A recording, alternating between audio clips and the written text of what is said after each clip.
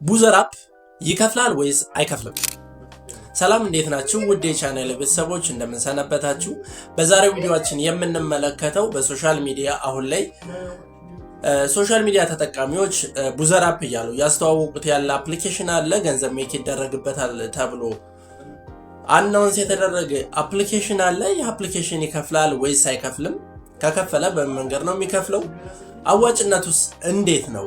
አሪፍ ይከፈልበታል ወይ? በምን መንገድ ነው የሚከፍለን? የሚሉትን ዲቴል መረጃዎች እሰጣችኋለሁ። እናንተም ደግሞ ቻናሉን ሰብስክራይብ፣ ቪዲዮውን ደግሞ ላይክ በማድረግ ጀምሩት። ቀጥታ ወደ ዲቴሉ እንሄዳለን።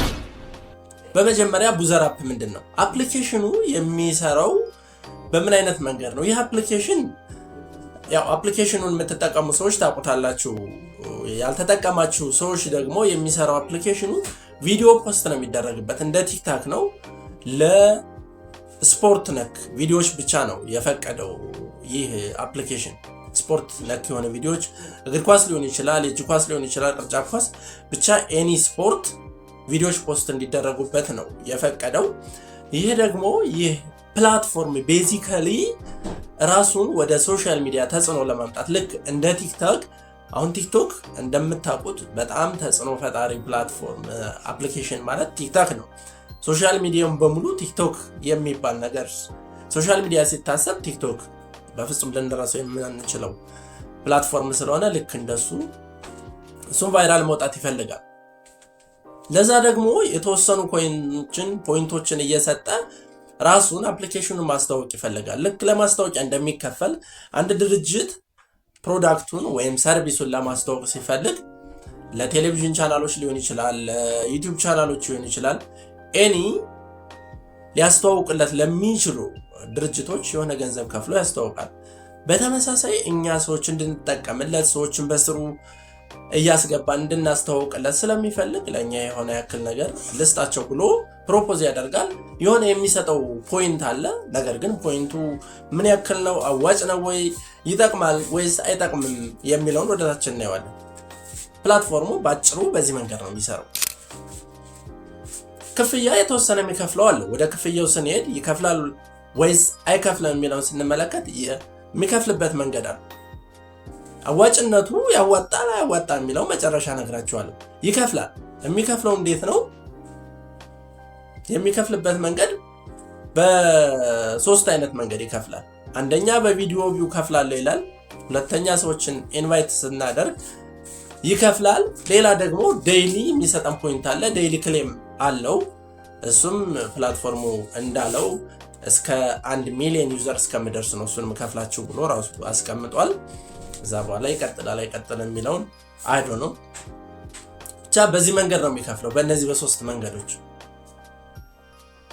ነገር ግን አዋጭነቱ ላይ ነው ዋናው ታርጌቱ። መክፈሉ አለመክፈሉ አይደለም።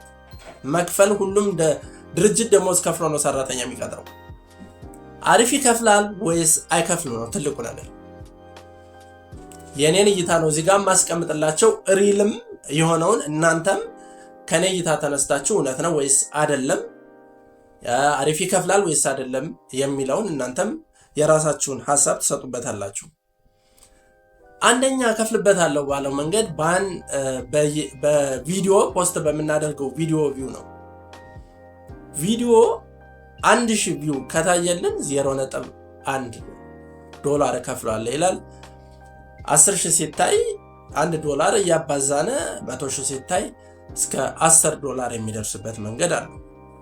ነገር ግን ትልቁ ችግር እዚህ ቪዲዮ ቪው ከሚላ ላይ እንደ ቲክታክ በቀላል ቪዲዮ ፖስት አድርገን ቪው የምናገኝበት ፕላትፎርም አይደለም። የምትጠቀሙ ሰዎች አይታችሁት ከሆነ ካሁን በፊት የከፈታችሁ ሰዎች ቪዲዮ ስክሮል ስናደርግ ፖስት የተደረጉ አንድ አካውንት ብቻ ነው የምናየው። እንዳለ ሊስት የተደረገ የአንድ አካውንት ቪዲዮዎች ናቸው። 10 ሰው እንኳን እኔ አላየሁም። በተለያየ ቀን ለማየት ሞክሬያለሁ። የ10 ሰው አካውንት እንኳን አላየሁም። የአንዱን ሰው አካውንት ነው 20 ጊዜ የማየው። እና ቪዲዮ ቪው በፍጹም የማይታሰብ ነው። እኔም ፖስት አድርጌያለሁ። ፖስት አድርጌ 4 ሰው እንኳን አላየሁም። የሚያውቁኝ ልጆች ናቸው ገብተው ያዩት። ኢንቫይት አድርጌ እኔም ልጠቀም ሞክሬው ስለነበረ የሚያውቁኝ ልጆች ብቻ ናቸው ያዩት እንጂ ሌላ ሰው ፖስት የተደረገውን ቪዲዮ አላየሁም። ስለዚህ በቪዲዮ ቪው አይከፍልም ብላችሁ ይሻላል። ከፍላለሁ አለ እንጂ ስለማይታይ አይከፍልም የሚል ድምዳሜ ብንሰጠው ይሻላል። ሜቢ ፖስት ካደረጉት ከዚህ ከፕላትፎርም ተጠቃሚዎች ውስጥ የሁለት ሰው የሶስት ሰው የአራት ሰው በቀጣይ ፕላትፎርሙ ለሱ ምንም ቫይራል አይወጣም የሚል ስም እንዳይሰጠውም ሊሆን ይችላል። ተወሰኑ ሰዎች ቫይራል ሊወጣቸው ይችላል። ከፈለ የምንለው ደግሞ ማጆሪቲውን የሚያሳትፍ ከሆነ ብቻ ነው።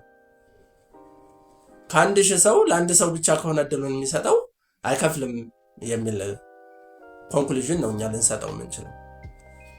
ሌላ ደግሞ በኢንቪቴሽን 0.15 በእያንዳንዱ ሰው ኢንቫይት ስታደርጉ $0.15 ይከፍላል። እሱን ይከፍላል። ቸክ አድርጌዋለሁ፣ ይከፍላል።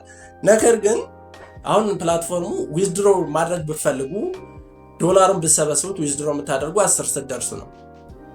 በኢንቪቴሽን በቪዲዮ አይሆንም፣ ሊሳካ ስለማይችል በኢንቪቴሽን ነው ሌላ ያለው አማራጭ። ኢንቫይት ስናደርግ $10 የሚሞላልን ከ70 ሰው በላይ ኢንቫይት አድርገን 70 ሰዎችን ደግሞ መፈለግ በጣም አድካሚ ነው። ማግኘት ራሱ የመሳካት እድሉ በእኔ እይታ ጭራሽ የማይታሰብ ነገር፣ እሱንም ማግኘት። ሌላኛው ኮይን ዴይሊ የምንሰበስባ 0.06 ፖይንት አለች። እሷ ፖይንት ደግሞ አሁን ላይ የሚሰጠን የሚያስብልን አይደለም። በፊት ሃምስተር ዶግ እንደዚህ ቴሌግራም ላይ የሆኑ ታፕታፕ እየተደረጉ ስንጫወታቸው የነበሩትን እንትኖች ታስታውሷቸው ከሆኑ ልክ እንደዛ በኋላ ሊስት ተደርጎ ባል ወጥቶለት በዛ መንገድ ነው የምናገኝ። እሱም 0.06 $10 ሙላ ብንለው 2 ወር 3 ወር አባስታችሁ ተደርሱበታላችሁ። በየቀኑ 0.06 ብናስቀምጥ በ2 ወር ራሱ $10 አይሞላ። ስለዚህ አይከፍልም ማለት ይሻላል። ምክንያቱም በ2 ወር በ3 ወር $10 የማይሰጥ ከፈለ ልንለው ስለማንችል ማለት ነው። በዚህ አጋጣሚ ማስተላለፍ የምፈልገው ነገር እንደዚህ አዳዲስ አፕሊኬሽኖች ሲመጡ ፕላትፎርሞች ሲመጡ የምታስተዋውቁ ልጆች ሁሉንም ሰው ሊያሳትፍ የሚችል ፕላትፎርም የምታስተዋውቁ አፕሊኬሽን የምታስተዋውቁ በጣም ደስ ይለኛል። ሜቢ እናንተ ወዲው መጀመሪያ ጆይን የሚያደርግ ሰው ፕላትፎርሙን ሲያስተዋውቅ አዲስ ስለሆነ ሰው የእናንተን ኢንቪቴሽን ሊንክ የእናንተን ሊንክ ተጠቅሞ ዳውንሎድ ሲያደርግ ወይም ጆይን ሲያደርግ የሆነ ያክል ልታገኙበት ትችላላችሁ። ከዛ በኋላ ግን ሰዎች የመጠቀም እድላቸው እስከምን ያክል ድረስ ነው፣ ምን ያክል ሊያገኙ ይችላሉ የሚለውን ታሳቢነት ውስጥ ስለማይደረግ ያንን ኮንሲደር እያደረጋችሁ አናውንስ ብታደርጉ ለሰው የሚጠቅም ነገር ብታስተዋውቁ ለእናንተም ደግሞ ታማኝነትን ታተርፉበታላችሁ ብዬ አስባለሁ። በኔ እይታ ይሄ ፕላትፎርም አዋጭ አይደለም። ጊዜያችሁን ባታባክኑ ደስ ይለኛል። ቶታሊ በዛሬው ቪዲዮአችን ይህ ፕላትፎርም ይከፍላል ወይስ አይከፍልም፣ አዋጭ ነው ወይስ አይደለም የሚለውን የራሴን እይታ አስቀምጬላችኋለሁ። በኔ እይታ እንደነገርኳችሁ የማዋጣት እድሉ ቶታሊ 1% እንኳን አልሰጠውም። ለማንኛውም የዛሬው ቪዲዮን በዚህ አጠቃልላለሁ። በቀጣይም እንደነዚህ አይነት ቲፖች እንዲደርሷችሁ ቤተሰብ ያልሆናችሁ ካላችሁ ሰብስክራይብ በማድረግ ቤተሰብ ሁኑ። በቀጣይ ቪዲዮ እስከምንገናኝ ቸር ሰንብቱልኝ።